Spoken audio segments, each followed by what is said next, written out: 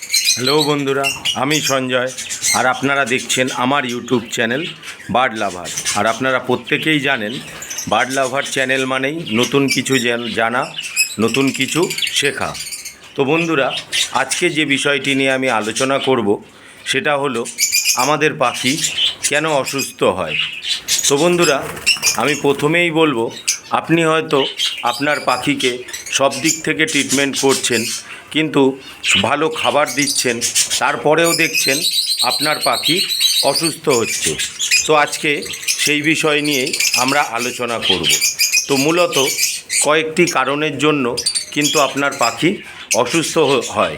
তার মধ্যে প্রধান কারণ হচ্ছে যে পাখির যে খাঁচাটা আছে, খাঁচার মধ্যে যে ট্রেটা আছে, সেই ট্রেটা কিন্তু আমরা নিয়মিত পরিষ্কার করি না। তার ফলে কি হয়, ওরা যে মল ত্যাগ করার পরে ওই ট্রের মধ্যেই মলগুলো পড়ে থাকে এবং সেই মলগুলোই ওদের পায়ে লাগে এবং যখনই ওরা পা দিয়ে ওদের ধরুন শরীর চুলকায় বা মুখে ঠোঁটে এই সব জায়গায় লেগে থাকে, তার ফলে কিন্তু সেইটা ওদের শরীরের মাধ্যমে ওদের পেটে চলে যায়। তখন কিন্তু আপনার পাখি অসুস্থ হয়ে যায়।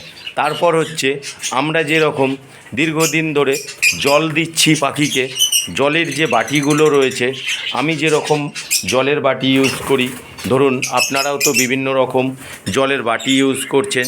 যেমন ধরুন এই যে জলের বাটিটা, আপনারা জল দিচ্ছেন, কি করছেন, জলের বাটিটাকে থেকে জল ফেলে দিয়ে তারপরে আবার জল দিয়ে দিচ্ছেন, কিন্তু সেই বাটিটাকে কিন্তু আপনারা ঠিক মতন পরিষ্কার করছেন না, যার ফলে বাটিটার মধ্যে জল থাকার ফলে শ্যাওলা পড়ে যাচ্ছে এবং সেখান থেকে যখন পাখিটা জল খাচ্ছে তখন কিন্তু পাখি অসুস্থ হয়ে যাচ্ছে। তারপর খাবারের যে ট্রেগুলো আছে, এই দেখুন যেই ট্রেতে আমরা খাবার দিই, এই খাবার ট্রেগুলো কিন্তু আমাদের সপ্তাহে অন্ততপক্ষে একদিন হলেও রোদে দেওয়া উচিত।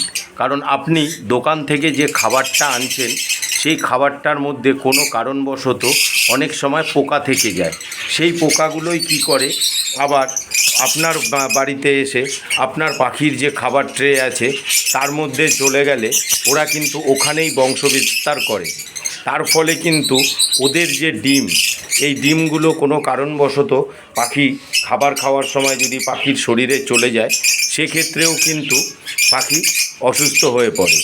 তো বন্ধুরা, আমরা কিন্তু সপ্তাহে একদিন যদি প্রতিটা খাবার ট্রে, এই যে দেখুন যে খাবার ট্রেগুলো রয়েছে, এই ট্রেগুলোকে আমরা ভালোভাবে খাবারগুলো খালি করে সপ্তাহে একদিন অন্তত 2-3 ঘন্টা রোদ খাওয়াতে পারি, তাহলে কিন্তু এই ট্রেগুলো জীবাণুমুক্ত হবে এবং আপনার পাখি নর্মালি অসুস্থতার হাত থেকে বাঁচবে। তারপর এখন যেরকম বর্ষাকাল পড়ে গেছে, এই সময় কিন্তু ওয়েদার স্যাঁতস্যাঁতে থাকবে এবং আপনার পাখির ঘরে সেইভাবে রোদ পৌঁছাবে না। তার ফলে কিন্তু আপনার পাখির ঘর জীবাণুমুক্ত হবে না। তো এক্ষেত্রে আমরা যদি ধরুন নিম পাতা নিয়ে সেই নিম পাতাটাকে ভালো করে শুকিয়ে গুঁড়ো করে, তার সাথে একটু হলুদ গুঁড়ো, তার সাথে যদি আমরা একটুখানি ওর সাথে যদি আপনি একটুখানি ভিনিগার মিশিয়ে দিলেন, দিয়ে আপনি পাখির ট্রেতে রেখে দিলেন এবং পাখির যে খাঁচাগুলো রয়েছে সেই খাঁচার আশেপাশে ছিটিয়ে দিলেন, তাহলে কিন্তু পাখি দেখবেন জীবাণুমুক্ত হয়ে যাবে পাখির খাঁচা, তার সাথে সাথে আপনার পাখিও সুস্থ থাকবে।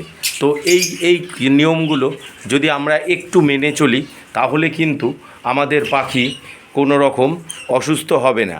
এইবার নর্মালি পাখির ধরুন ডায়রিয়া হয়েছে বা পাখির ঠান্ডা লেগেছে, সেটা আলাদা, কিন্তু আপনার যদি পাখির দেখেন আপনি সব রকম ট্রিটমেন্ট আপনি করছেন, তারপরেও পাখি অসুস্থ থাকছে, তখন কিন্তু আমি যে বিষয়গুলো বললাম এগুলোকে আপনারা একটু মেনটেন করুন, দেখুন আপনাদের পাখি সুস্থ থাকবে। তো বন্ধুরা, আজ এই পর্যন্তই। আগামী দিন আমি আরও একটি নতুন ভিডিও নিয়ে আপনাদের সামনে উপস্থিত হব। যদি আমার এই ভিডিওটি আপনাদের ভালো লেগে থাকে, তাহলে প্লিজ লাইক, কমেন্ট এবং শেয়ার করবেন এবং আমার চ্যানেলটিকে অবশ্যই সাবস্ক্রাইব করবেন। ধন্যবাদ বন্ধুরা।